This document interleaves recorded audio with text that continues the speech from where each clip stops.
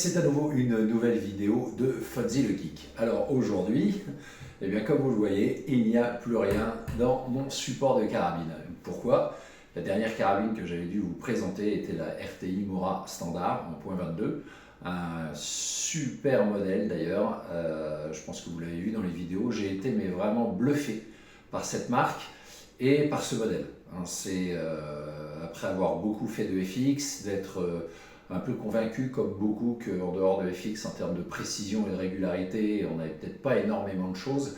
Eh bien, on se trompe, c'est clair, on se trompe.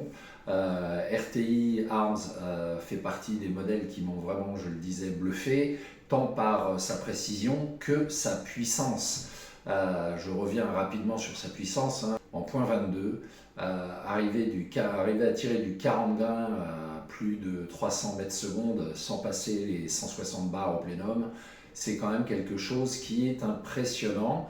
Je parle d'un canon de 600, pas un canon de 700. Avec une EFX en canon de 700, j'arrivais à moins envoyer en termes de puissance que ce que je pouvais faire avec la Mora avec un canon de 600.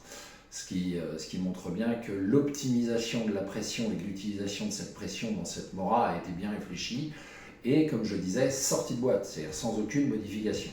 Aujourd'hui, quoi vous présenter? Parce que cette Mora, mais comme je le signale dans toutes mes vidéos d'ailleurs, à partir du moment où je les ai essayées, à partir du moment où je me suis un peu amusé avec, l'idée bien sûr c'est de vous en présenter une nouvelle, ce qui veut dire que l'ancienne, financièrement, pour m'y retrouver, je la revends. Donc la Mora fait partie de ces modèles qui sont partis assez vite, vous vous en doutez. Pourquoi? Pour deux raisons. La première, produit de qualité et d'exception, ça je vous en avais parlé.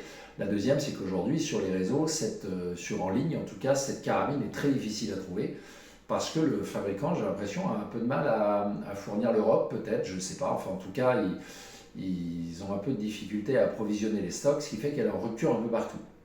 Ce qui m'a permis de la vendre relativement vite à un heureux propriétaire d'ailleurs avec qui j'ai eu des retours encore dernièrement et qui est entièrement satisfait de son achat. Donc voilà, s'il s'agit pour moi en tout cas de me faire plaisir en essayant des nouveaux modèles, c'est aussi pour vous faire profiter aussi de ces carabines à des tarifs intéressants, puisque en général je les garde 3-4 mois grand maximum, ce qui vous permet en tout cas de bénéficier de ces modèles. Alors après une RTI Mora qui, donc, comme je disais, a été vendue, bien entendu l'idée c'était de trouver un modèle disponible sur le marché, ce qui n'est pas évident, parce qu'aujourd'hui vous avez vu qu'il y a beaucoup de ruptures un peu partout, qui pourrait plaire à un grand nombre, c'est toujours un peu l'histoire et l'idée, et modèle plutôt récent. Donc le modèle dont je vais vous parler aujourd'hui, c'est un modèle que j'avais vu à l'IWA 2024 en mars, et qui vient d'être seulement commercialisé il y a à peine 2-3 semaines. On en a entendu beaucoup parler, mais encore une fois, modèle peu connu, ils sont à leur deuxième modèle de carabine, j'en dis pas plus, c'est le unboxing du jour.